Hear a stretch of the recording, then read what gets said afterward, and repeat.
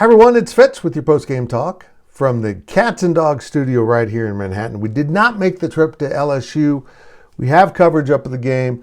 We're going to save our travel money for some of these big Big 12 games coming up later this season. And of course, sending a couple guys to a really cool bowl game.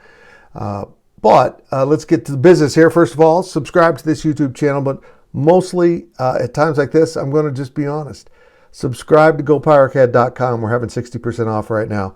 A lot going on in the K-State world, and the best stuff, the most in-depth stuff that I provide is always behind that paywall for our subscribers. I share stuff publicly, yes, but the really good stuff is back there. So subscribe, 60% off. On with this post-game talk. What a nice win for Jerome Tang and the Wildcats.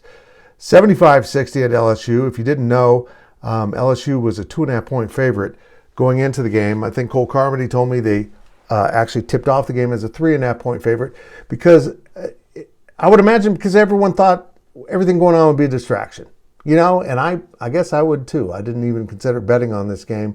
Been a little busy with some other stuff, so I didn't even think about the lines very much at all. But if it started moving in LSU's favor, I think the smart money was like, there's no way K-State, now that they've officially lost one of their top players, they've had all these distractions with the, nationally known now spat between athletics and their university president, that there's no way they can win. And credit Jerome Tang and these coaches. They got their team locked in on the game at hand, the task at hand. None of that mattered when they took the court.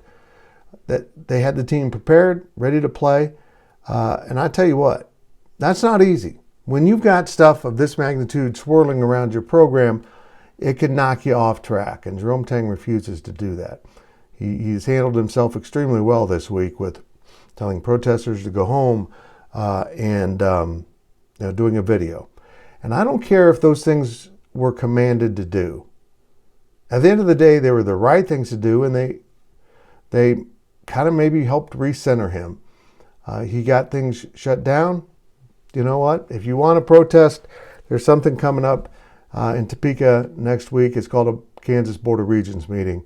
Maybe outside on the sidewalk would be a good place. But not in front of the president's house. He stopped that and then did a video. It wasn't all his idea, but the script was him, 100% him.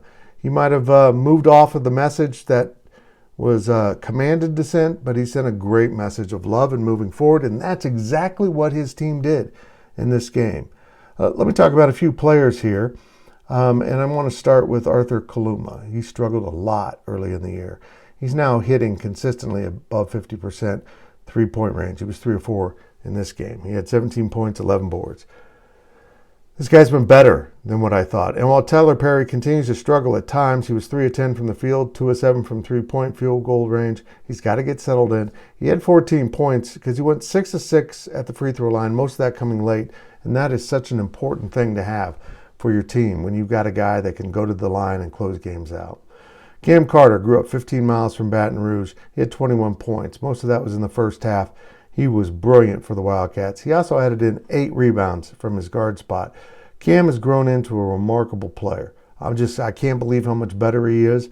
And while Tyler isn't quite replicating what we saw from Marquise Noel, with Cam being that much better, it really helps.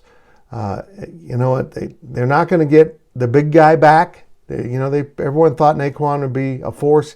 Well, they might get him back, but they're still going to get back Quez Glover, who might offer them some more scoring off the bench. Because most of the scoring in this game, and I mean all but 4 points for K-State, 71 of the points came from their starters. But I want to give a shout out here right now to Will McNair Jr.